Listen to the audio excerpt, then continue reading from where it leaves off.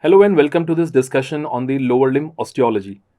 Well, because this discussion is targeted for the PGME examination, so we first need to understand that what part of the bone is important from the exam point of view, what kind of questions we can get from there. As I always say, when you talk about the osteology, whether it is upper limb or lower limb, we first have to look into the all the elevations like the trochanters, the crest, the tubercles. So the elevations are very important because most of them are the examples of traction epiphysis. So they do have attachment of some muscle or tendon or ligament to them. So that makes them really important from the exam perspective. And if we are talking about any long bone specifically, like in upper limb, if we talk about the humerus, radius ulna, and the lower limb, femur, tibia, fibula, the attachment to the proximal end is extremely important. Because when you look at the proximal end of the bone, like if you think about the femur bone, the proximal end or the upper end is having greater than the lesser trochanter, which is having insertion of certain muscle, and that will make the movement at the hip joint. So the point of insertion, especially the insertion point at the proximal end of the long bone, is it automatically becomes important for the exam point of view. So, and you must have seen in the recent exam there were questions on the attachment on greater trochanter, on the gluteal tuberosity. Previously there was a question on lesser trochanter also, which tells you that yes, the questions are more specifically asked from the upper end. Ossification is something that we should discuss for all the major bones. So I will be discussing the ossification of the hip bone, the femur, tibia, and the fibula as well. So let us start with the ossification first, and then we will look into the major aspect of this bone and what are the things that you, as a PG aspirant, that you should remember. So going with the ossification, guys, hip bone is having 3 primary center and 5 secondary center for ossification. We have 3 primary center. Let me write that for you. We have 3 primary center. I'm writing PC, and 5 SC, that is secondary center for ossification. Where are those primary center? Well, that's quite obvious by looking at hip bone. We have 3 major part of hip bone, that is ilium, ischium, and pubis. So we have one primary center for all, each of them. Like one of the primary center is for the ilium.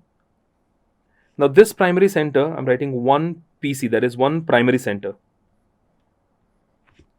Similarly, we have one for the ischium. That's one primary center for the ischium. And then we have one for the pubis. So these are the primary center. Let me just give them a different highlight. These are the primary center. We all know that primary center, they appear before birth. So the first primary center, the primary center that you look for the ilium, it appears, I'll write AP for the appear, it appears in the 2nd month of intrauterine life. 2nd month of intrauterine life. The one which is for the ischium, it appears in the 4th month of intrauterine life, whereas the one which is for the pubis, it appears in the 5th month of intrauterine life.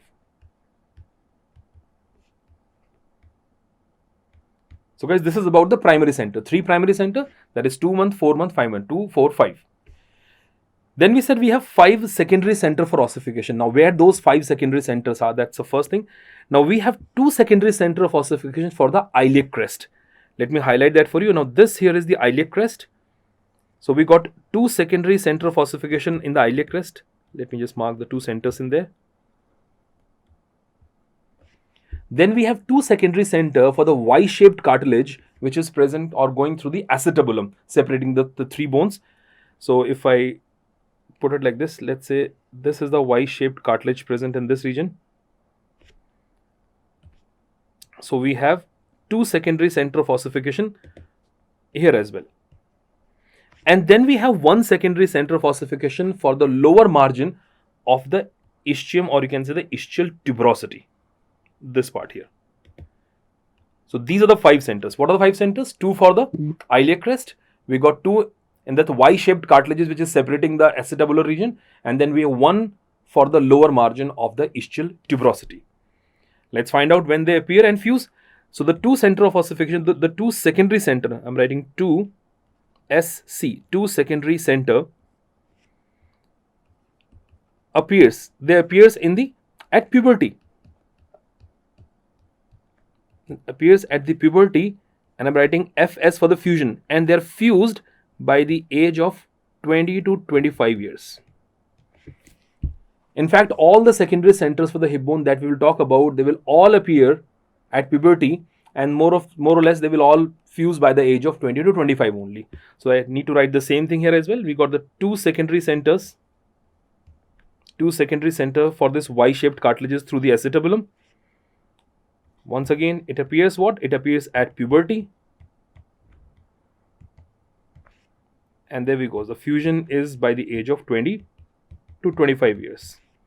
Same story for the lower margin of the ischial tuberosity also, guys. For the lower margin of ischial tuberosity, but this time we have one secondary center, and this one secondary center of ossification also appears at puberty. Fusion 20 to 25 years. So this is about the primary and the secondary center. Three primary center, one for the ileum, one for the ischium, one for the pubis. And then we got five secondary center, in which we have two for the iliac crest. We got two for the Y-shaped cartilage, which is going through the acetabulum, and one secondary center which is present for the lower margin of the ischial tuberosity. So now let's take these different part of the hip bone one by one. Let us talk about the iliac part first, then we'll talk about the ischium and a little bit about the pubis also. As I said, we'll just look into the important attachments. So the first thing, when you look at the iliac bone from the outer aspect, that's a gluteal surface of the iliac bone you're looking at. So we have all these gluteal lines which is dividing the gluteal surface. We have a gluteus minimus, medius and maximus muscle inserted in, originating in between. As you can see this anteriorly here in the iliac crest region, this is anterior superior iliac spine. And if you go along the anterior border of the pubic bone, you have anterior inferior iliac spine. Now what this anterior superior iliac spine is giving origin to, well, there is a muscle originating from here and there is an attachment of a ligament as well. Similarly, anterior inferior iliac spine is also giving origin to muscle. Now this again being a prominence of a bone, so these attachments become important. Like anterior superior iliac spine, it is giving attachment one to the inguinal ligament. We all know that inguinal ligament is stretching from the ASIS to the pubic tubercle. And ASIS is also giving origin to the longest muscle, that is sartorius. Sartorius origin is from the anterior superior iliac spine. Whereas anterior inferior iliac spine is giving origin to the rectus femoris. Now is quadriceps femoris is having four parts. We all know that we have a rectus femoris, we have vastus lateralis, intermedius and medialis. But out of the four part of quadricep muscle, it's only rectus femoris which is originating from the hip bone. Otherwise, if you look at the vastus lateralis, intermedius and medialis, we will discuss their attachment on the femur. That means in the quadricep part, the muscle, the only part of quadricep which is crossing the hip joint, obviously anteriorly, that will be the rectus femoris. And that's why it is also helpful in the hip flexion. Every time you think of quadricep muscle, we say quadricep muscle is for the knee extension. Yes, they are. But in the quadricep compartment, in the quadricep group, the rectus femoris muscle is also for the hip flexion because it is passing anterior to the hip joint. That's the only muscle originating from the hip bone. Moreover, rectus femoris muscle is having two heads. We have a straight head which is coming from here. So the one we wrote here, that is rectus femoris, it is a straight head. I'm writing SH, straight head. The reflected head of rectus femoris is originating just above the acetabulum, below the inferior gluteal line. Can you see that line over there? That's the inferior gluteal line. So below that inferior gluteal line, we have origin of, again, what muscle? That is rectus femoris only. But this is the reflected head of rectus femoris. Reflected head of rectus femoris. If I look at the posterior border of this bone, so we got a posterior superior iliac spine and posterior inferior iliac spine. Well, we'll talk about that attachment along with the iliac crest only. But when you look at the posterior inferior iliac spine, and more precisely not to the posterior inferior iliac spine, but to the upper margin of this greater sciatic notch. Look at this. This notch here is a greater sciatic notch, right? You can see that. That's a greater and that's a lesser sciatic notch. We'll be discussing that also in upcoming part. So I can say that upper margin of the greater sciatic notch is giving origin to few fibers of piriformis muscle. Yes, piriformis muscle originates from the ventral surface of the sacrum. Then the muscle comes out of the greater sciatic notch, fine. but we have some fibers of piriformis also originating from the greater sciatic notch, from the upper margin of the greater sciatic notch. The main thing that we have to discuss in the iliac bone is the iliac crest and its attachment. So let's talk about this iliac crest. Let me just draw it schematically for you, and then we'll see that what are the attachments in that portion. So guys, I'm going to take this portion separately here. So imagine if you're looking at the iliac bone from the superior aspect. If you see the iliac bone from the superior aspect, then that's how it's going to look like.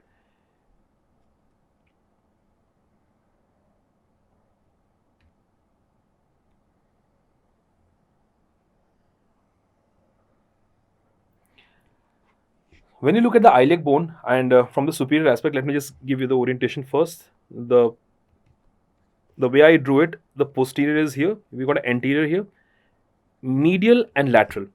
So if this is medial and this is lateral, and this is posterior, this is anterior here, and you're looking at the superior aspect of the iliac crest, what you can see that there are two curvatures you can notice. If I say from the lateral side, so obviously the iliac crest is convex laterally in the anterior 2/3 and concave laterally in the posterior 1/3. Now that's how you differentiate that which one is anterior and which one is the posterior part. You see the larger curvature is anterior and the smaller curvature is more toward the posterior side. So it's convex laterally, it's concave laterally, but that is anterior 2/3 and that is posterior 1/3. If I start from the anterior part, now we already know that anterior superior iliac spine, it was giving origin to the sartorius muscle. So that is already there. So we have a sartorius muscle originating from the ASIS. Now, the anterior aspect of the iliac bone is giving attachment to the muscles of the abdominal region, the external oblique, the internal oblique, and the transverse abdominis. But even outside that, we have a muscle for the gluteal region only, the one which attached to the fascia lata of thigh, that is called as a tensor fascia lata.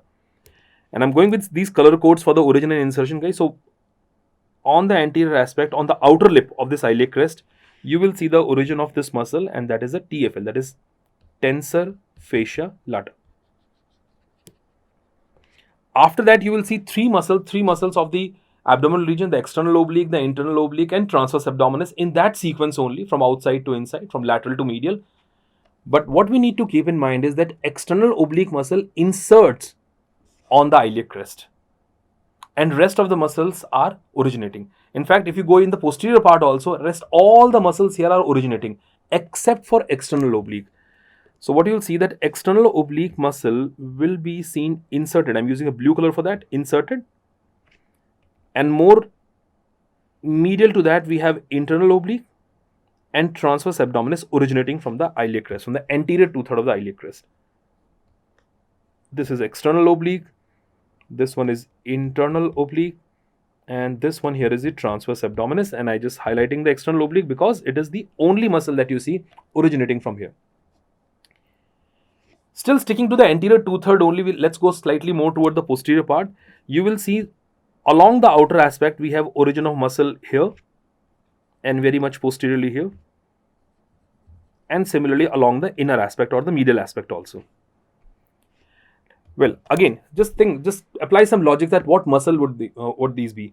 When you look toward the outer aspect, guys, what muscle will be toward the outer aspect, and the one toward the inner? The muscle which are toward the inner aspect are the one which are related to the spine, vertebral column, and the muscle which are more toward the outside are related to the back, or you can say gluteal region. That is why the inner two muscle that we are looking at here, this one here is the erector spinae. See, we are looking toward the medial side, so this one is erector spinae.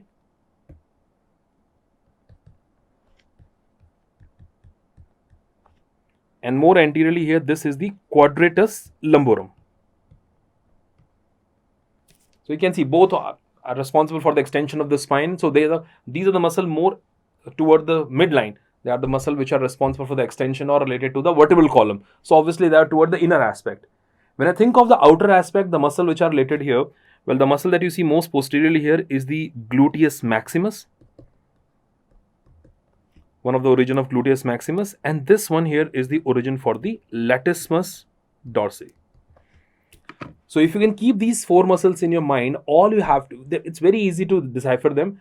The muscle which are toward the inner aspect has to be the muscle related to the vertebral column. The muscle which are more toward the outer aspect are the one which are the muscle for the the gluteal region. And we know latissimus dorsi muscle is ultimately it is covering the back, but it is also coming toward the lateral side in the upper limb. That's just a way to remember it. It is coming toward the limb only. So gluteus maximus, latissimus dorsi outside, erector spine and quadratus lumborum are on the inner aspect or on the inner slope of this iliac crest. So this is about some important attachment. I feel that this is one question which is still waiting to be asked, because they've never asked a question on the iliac crest as such. Usually their target is on the femur or upper end of the femur and upper end of humerus. But if there is something to be asked from the hip bone, then there's nothing better than iliac crest or ischial tuberosity. So that is one of it. Now let's talk more about the ischial bone and also about the sciatic notches.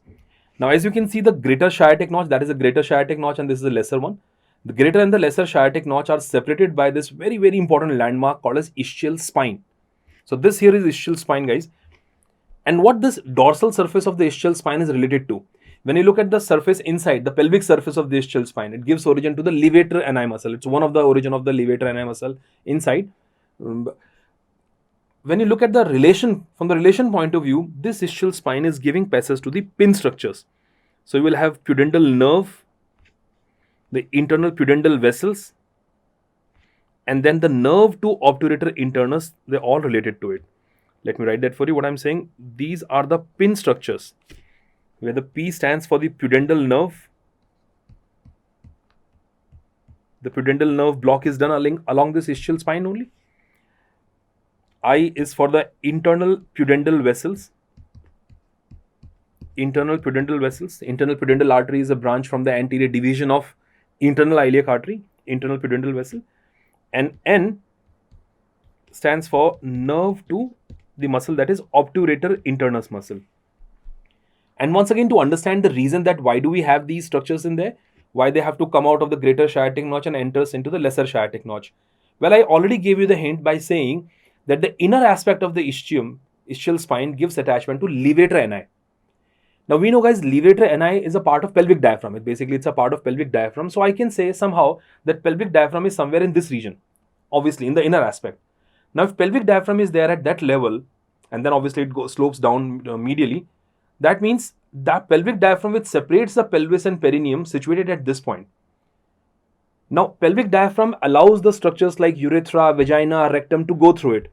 But the nerves and blood vessels to the perineum, they cannot pierce the pelvic diaphragm to go down. So what these nerves and vessels will do, they leave the pelvis by coming out of greater sciatic notch, and they re-enters or enters into the perineum through the lesser sciatic notch. That is the reason that you see these pin structures in the gluteal region momentarily. So basically they just came out so that they can re-enter through the lesser sciatic notch and reach the perineum. So basically they're just trying to ditch the pelvic diaphragm, which is attached somewhere in the inner aspect of the ischial spine here. And that's why you see the pudendal nerve and internal pudendal vessels related to the spine here. As I said, in the clinical procedure, when you have to do the blocking of this pudendal nerve, it is done along the ischial spine only. It is done against the ischial spine only. What else apart from this? This ischial spine also give attachment to a ligament which is coming from the sacrum. We cannot see the sacrum from this side. This is called as a sacrospinous ligament. The ligament is the sacrospinous ligament, and that is attached to this ischial spine. Greater and the lesser sciatic notches, they are giving passage to the muscle like obturator. The one above is giving passage to the muscle, that is to the piriformis. Muscle will come out of it. And the lesser sciatic notch will give passage to the muscle, that is obturator internus muscle. If I write in short, guys, this muscle here is the piriformis. And the muscle which I marked here is the obturator internus muscle. So I can say the content of the greater and the lesser sciatic notch, the muscular content over there is the piriformis muscle, and we have a tendon of obturator internus coming out of lesser sciatic notch. Piriformis muscle being a landmark muscle in the gluteal region. So what you will see above the piriformis, you will see superior gluteal nerves and vessels coming out, and below that we'll have inferior gluteal nerves and vessels coming out, supplying the respective thing. So we got superior, and the one which are below are the inferior gluteal nerves and vessels. Superior and the inferior gluteal nerves and vessels. So that's how you identify these when you look at the the dissection of the gluteal region. You find out the piriformis muscle. You see a nerve and vessel just emerging out of it. That is superior gluteal nerve and vessel. You know, superior gluteal nerve supplies gluteus medius, minimus, tensor facial lata, and the nerve and the vessel coming out below the piriformis, that is inferior gluteal nerves and vessels. Inferior gluteal nerve, which is a dedicated nerve for the gluteus maximus. We also have the sciatic nerve coming out from the the greater sciatic notch below piriformis only. So I'm just drawing it in here. This here is the exit of the sciatic nerve. The sciatic nerve, after it is being formed by this from the sacral plexus, it leaves the pelvis from the greater sciatic notch but below the piriformis. You have to remember these relations, that what is above, what is below. Then only you can identify the nerves and vessels in that path with respect to the muscle and the tendon. So this is a bit about what is there in the greater and the lesser sciatic notch and some important muscles and tendons coming out from here. Now, another important thing to be discussed here in the ischium bone especially is that this very, very important tuberosity, that is the ischial tuberosity. Now, again, I believe that this, along with the iliac crest, is one of the most important thing to be asked from the hip bone. Ischial tuberosity, the weight-bearing area of the hip bone, this ischial tuberosity is giving attachment to the hamstring muscle.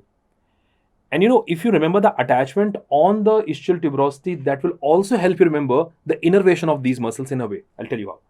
Now, let's say, let me use a different picture here. If this here is a picture, just enlarged view of this ischial tuberosity. Now, you can see you can divide the ischial tuberosity into the upper part and the lower part. So, we have this upper more of a quadrangular region, and then in the lower part, this more of a triangular part is there. Upper quadrangular region, it is further divided by this oblique ridge. Can you see that oblique ridge over there?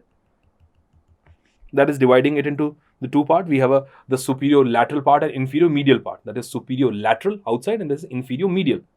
Whereas a vertical ridge will divide the inferior triangular part in the outer and the inner. So we have the inner and the outer part as well, like that. Superior laterally, let me go with that. Superior laterally is the origin of, now as I said, just keep it in mind first that we have hamstring muscles coming from here. Superior laterally, it's the semi-membranosus muscle that you will see alone coming out from here, originating from here, that is semi-membranosus. Whereas inferior medially, we got the muscle that is the semitendinosus and long head of biceps femoris. Long head, precisely, got to be precise here. So the two muscles that you'll see here, one is the semitendinosus and of course the biceps femoris. But very important, guys, biceps femoris. Which head of biceps femoris? That is the long head of biceps femoris. See, short head of biceps femoris is not considered as a true hamstring because it is not coming from the ischial tuberosity or anywhere from the hip bone. Short head, we'll be discussing it, is coming from the linea aspera of the femur. It's the long head only which is originating from the ischial tuberosity. Now, if we come to the lower part here, the lower triangular region, now on the outer aspect, you will see the origin of hamstring part of adductor magnus. This here is the adductor magnus, and of course we say the hamstring part of adductor magnus because the adductor part of adductor magnus come from ischiopubic ramus. It's the hamstring part which is extending onto the ischial tuberosity. Whereas this portion remaining here, it's covered with a fibrofatty tissue, and we do have an attachment of a ligament here, a very, very important ligament, that is the sacrotuberous ligament. The sacrotuberous ligament is attached there. I'll tell you one connection here, guys. Sacrospinous ligament, we said it was attached to that ischial spine. Now this is sacrotuberous, tuberosity. From the sacrum to the tuberosity, sacrotuberous ligament is attached here. Now there is something common between the sacrotuberous ligament and the long head of biceps femoris. In fact, when you see this attachment, you will see it looks like that long head of biceps femoris is originating from sacrotuberous ligament, which is an evidence that the sacrotuberous ligament is basically a remnant of the long head only. This ligament is actually a remnant of the long head of biceps femoris only. So remember that sacrotuberous ligament is an extension of, or you can say it is a remnant of, the long head of biceps femoris.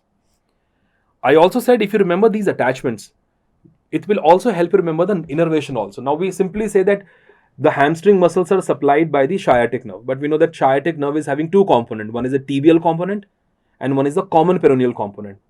And this component begins right from the beginning only, right from the sacral plexus itself. We have a common peroneal nerve separate and tibial nerve separate. The only thing is they are running in the common sleeve, so it looks like a single nerve. But apparently, there was always two nerve in the sciatic component. One is the tibial and one is common peroneal. And it is a very common thing to have a higher division of sciatic nerve. You may have a higher division of the sciatic nerve, like at the level of piriformis, or even in the what do you say, the pelvic cavity only. So imagine if you have two separate nerve running in this region. One is common peroneal, one is tibial nerve. Then the question comes that these hamstring muscles, are they supplied by the tibial component or they are supplied by the common peroneal component? So it is very simple. The only muscle of the hamstring compartment that we did not write here is a short head of biceps femoris. And that's the only muscle you have to keep it aside. Because rest all the muscles that are coming from the ischial tuberosity, all of them, semimembranosus, semitendinosus, long head of biceps femoris, long head only, and adductor magnus, they are all supplied by the tibial component of sciatic nerve. So please note that they are all supplied by the tibial component of the sciatic nerve. Only short head of biceps femoris will be supplied by the common peroneal component of sciatic nerve. That's why I said you remember the attachment, you remember the nerve supply also. So all hamstring muscles originating from ischial tuberosity are by the tibial component of sciatic nerve, and the one muscle which is from linea aspera, that is the short head of biceps femoris, is by the common peroneal component of the sciatic nerve. Nothing much to discuss in the pubic bone from the exam point of view. We all know that this is a pubic tubercle there, guys. This is a pubic tubercle. And the one important attachment of this pubic tubercle that you have to remember is it is giving attachment to the inguinal ligament. It is giving attachment to the inguinal ligament. So this is all in all the important osteological aspect that we need to know in the hip bone for the exam point of view. Now moving on to the femur bone. First let's talk about the ossification of the femur, and then we'll go to the important elevations and attachments. Femur ossifies by one primary center, that is for the shaft, and then we have 4 secondary center for ossification. So we got one primary center this time, and we got a 4 secondary center. Now that one primary center we are talking about is for the shaft. So I'm writing this is 1 PC, one primary center, that is for the shaft, and that appears the 7th week of intrauterine life. At the 7th week of intrauterine life, that is the only primary center we have, and that is for the shaft. The secondary center of ossification for the femur lies for the head. So we have one secondary center for the head. Let me highlight that part. We got one secondary center for the greater trochanter.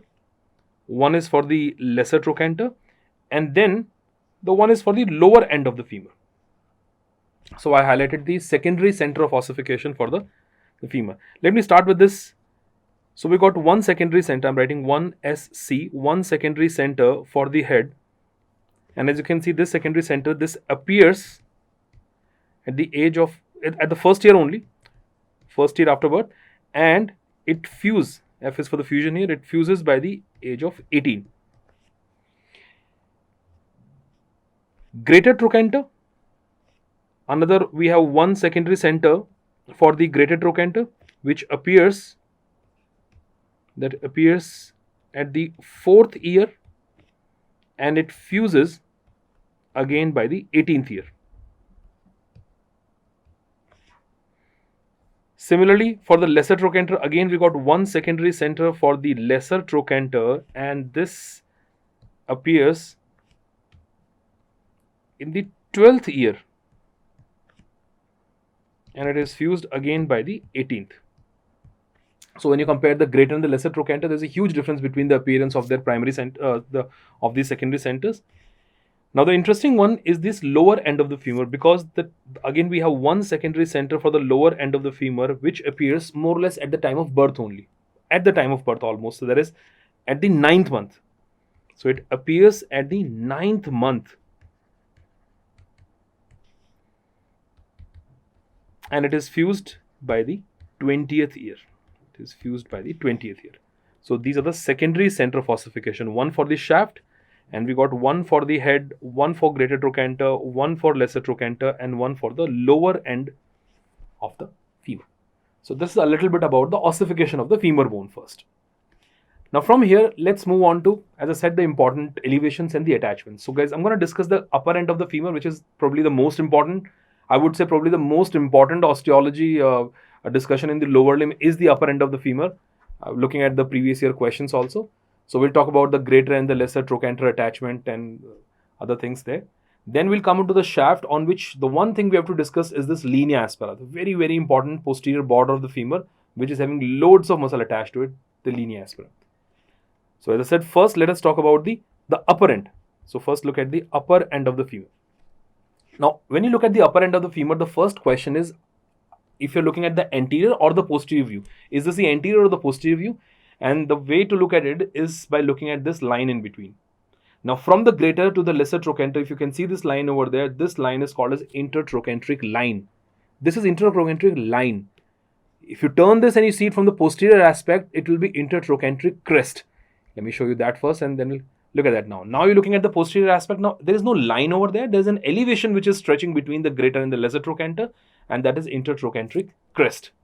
And moreover, lesser trochanter is better seen from the posterior aspect because it is not only present below, it is present more toward the posterior side also. It's more posterior medial in location. So this here is the upper end. Let me start with the upper end here. Now, as I already said, we have a greater and lesser trochanter. In between, we have this intertrochanteric line, and this intertrochanteric line is giving attachment to the, this one is giving attachment to the capsule of the hip joint. Capsule of hip joint. Now, this is important to understand, guys. Intertrochanteric line is the attachment for the capsule of the hip joint. So I can say that, okay, the line is like intracapsular. Does it mean the entire neck of the femur is intracapsular? No, this is not this case, because when you see it from the posterior side, when you see this capsule stretching on the posterior side, it is not attached to intertrochanteric crest. It is attached medial to the intertrochanteric crest on the neck of the femur only. So let me take you back to that same picture. Look here. If I have to show you the capsule of the hip joint attachment, it is not on the crest. It is like this. It is on the neck of the femur in this manner. So this here is the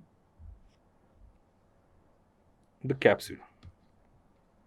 So it's very important to understand that not entirely the neck of the femur is intracapsular. When you see it from the anterior side, it looks like it is covering it all. But when you see from the posterior aspect, the capsule is attached to the neck of the femur and not to the crest. Going back to the anterior end again, as you can see the greater trochanter, the three gluteal muscles, the gluteus maximus, medius and minimus. The easiest way to remember is that when you see the greater trochanter, the muscle which is inserted to the anterior surface of greater trochanter is the gluteus minimus muscle. The one which will be more toward the lateral aspect will be gluteus medius, and the one which is toward the posterior aspect, not on the greater trochanter but below that, will be gluteus maximus.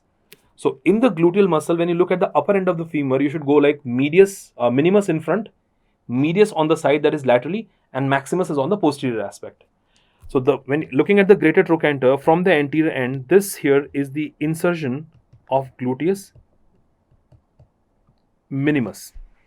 And because it is anteriorly attached to this greater trochanter, that's why gluteus minimus muscle helps in the internal rotation also. It helps in the internal rotation. If the muscle has been more toward the lateral aspect, like gluteus medius, that is mainly for the abduction of the hip. Gluteus maximus is posteriorly, so the contraction of maximus causes extension of the hip joint. So it depends upon where exactly the muscle belly is located. If you look at the upper end of the this greater trochanter, that apex of the greater trochanter provide attachment to the piriformis muscle. Piriformis muscle will be attached to the apex of the greater trochanter. And this lesser trochanter is giving insertion to the psoas major. Now they're all insertions. These muscles are originating above, so they're all insertion only. So just few things about when you look at the anterior end, gluteus minimus is the muscle. So as I said, the first thing is to identify whether you're looking at the anterior or the posterior end. Then only you can judge on that what muscle will be there. So that is minimus. You have a psoas major on the lesser trochanter. We'll discuss lesser trochanter from the posterior aspect as well. And at the apex of this greater trochanter, you will see the piriformis muscle as well. Let me turn the table, let me turn this picture, and when you see from the posterior aspect, we already saw the attachment of the capsule of the hip joint. Now, this here is a crest. As we said, this is the intertrochanteric crest over there. This whole thing is an intertrochanteric crest. Let me write it also. That is the intertrochanteric crest. And on the intertrochanteric crest, we got a quadrate tubercle there. And that quadrate tubercle is the insertion of the muscle, that is quadratus femoris. Obviously not quadriceps femoris, it's quadratus femoris. It's one of the gluteal muscle only, which helps in the lateral rotation, the quadratus femoris. More toward the lateral aspect of the greater trochanter. Look at that. More toward the lateral aspect of the greater trochanter, there is a ridge for it, and this is for the insertion of gluteus. What muscle will this be? That is gluteus medius. Minimus was anteriorly. More laterally on the greater trochanter, on the ridge, there is a muscle insertion, that is gluteus medius, the muscle for the abduction of the hip joint. We do the Trendelenburg test to check the integrity of the gluteus medius.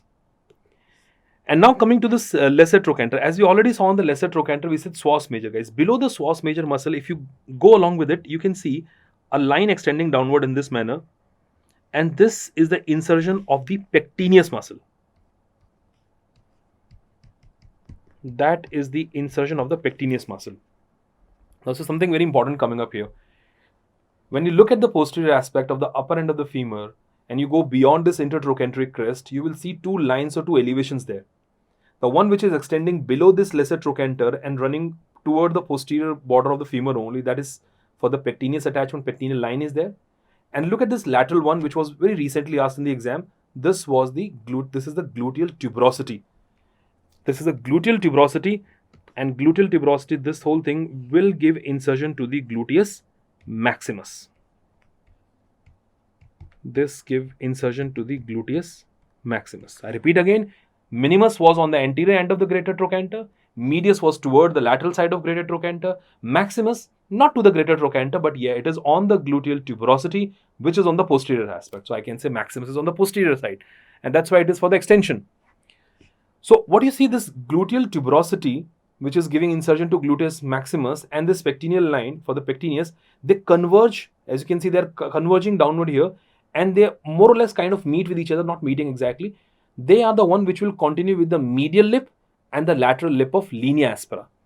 The next thing that we'll discuss will be the linea aspera, and what you'll see, the same pectineal line and this gluteal tuberosity downward will extend like this as a medial lip and the lateral lip of linea aspera, and we have loads of muscle attached on that linea aspera, which we will discuss in the next part here. So this is first about the anterior and the posterior end of the anterior and the posterior view of the upper end of the femur. Now let us look at the attachment on the linea aspera. Now, as we already said, if I just enlarge this picture for you, that you can see the conversion, how the linea aspera is formed, and by the time the two lip of the linea aspera they reaches the lower part, they again separate and they enclose this popliteal surface of the femur. So it's like the two lines are converging toward each other, they run together and then they again diverge. Now this linea aspera, although it looks like a very small region, but there are so many muscles which are originating or inserting in there. So I've just put a schematic picture for you here.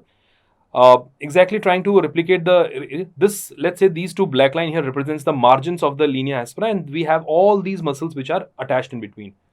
So I'm going to go with lateral to medial based on this mnemonic. Well, the mnemonic says that I love B, Mr. B loves me, and this mnemonic here, it works from lateral to medial, guys. Please remember, this mnemonic works from lateral to medial. Now that's how you can remember, because see, it's very it's not I don't think it's probable they will ask you a question on the attachment to linea aspera, precisely on the linea aspera, because they're so closely related to each other. So I only believe that it could be a theoretical question, more of a theoretical question, to arrange the muscles in the sequence on the linea aspera from lateral to medial or from medial to lateral. So when I go from lateral to medial, now first thing, this I here is for the intermedius. Now this here is the vastus. I is for the intermedius muscle. So this I is for the intermedius. And L is for the vastus lateralis. This here is for the vastus lateralis. Now if you're thinking that why the lateral most is the intermedius and then next one is lateralis. Now lateralis should be more lateral, Well, it's not about their attachment, it's about where their muscle belly is. Imagine if this is a view from the posterior side. If this muscle, the first one I'm talking about is vastus intermedius, it will be turning forward, like turning in front and going on the anterior aspect of the shaft. The next muscle originating from it, the one which is more like medial to it, is which one? That is vastus lateralis. Now, vastus lateralis muscle, when it starts from here and when it winds around, so obviously it will be winding around the vastus intermedius. So when you see from the anterior aspect, the muscle will be more lateral. Let me try to explain it the other way. Let's say this is the shaft of the femur here. The muscle vastus lateralis, let's say, is coming from this side. It turns, vastus intermedius is coming from this side here and turning and coming in this way. Now, vastus lateralis muscle obviously cannot originate in the inner aspect of the intermedius. So it is more on the medial side when you compare on the posterior side, so that it can wind around the vastus intermedius. So when you see from the anterior aspect, that will come more laterally or more outside here. So that's why the muscle that you see here is vastus intermedius first and then followed by the vastus lateralis. And I'm going to go with this M first. This here is the vastus medialis. Obviously, the one on the medial side will be the vastus medialis. So if I try to keep writing them in short only, guys, this is vastus intermedius. This here is vastus lateralis, and I wrote this one as the vastus medialis. Okay. B. What is B here? The B is for the biceps. That is for the biceps femoris. And I don't have to tell you which head of biceps femoris. It has to be the short head. We already said long head of biceps femoris was coming from the ischial tuberosity. So it is the short head of biceps femoris. M, B, and L. Now, these three muscles, the first important thing to note about these muscles is, let me put them in a separate box, because all these muscles are not originating, they are inserting on the linea aspera.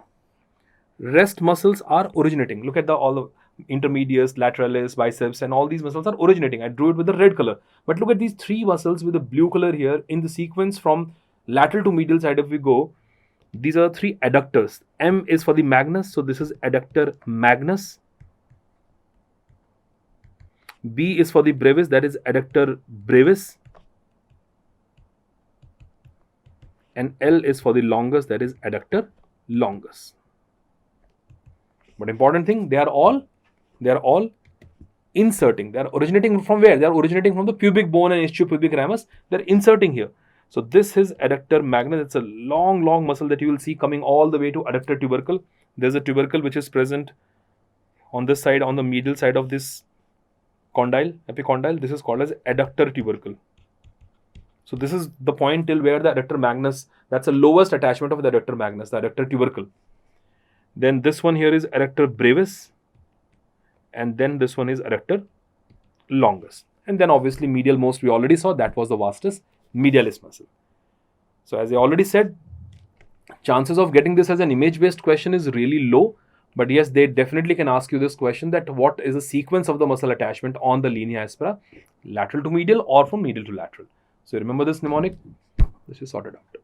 So this is about the first part, the lower limb osteology, in which we talk about the hip bone and the femur, the important attachments and the ossification. As I said, we have to keep it very precise. We should not go into the too much detail of these bones, because we got to keep the examination in mind.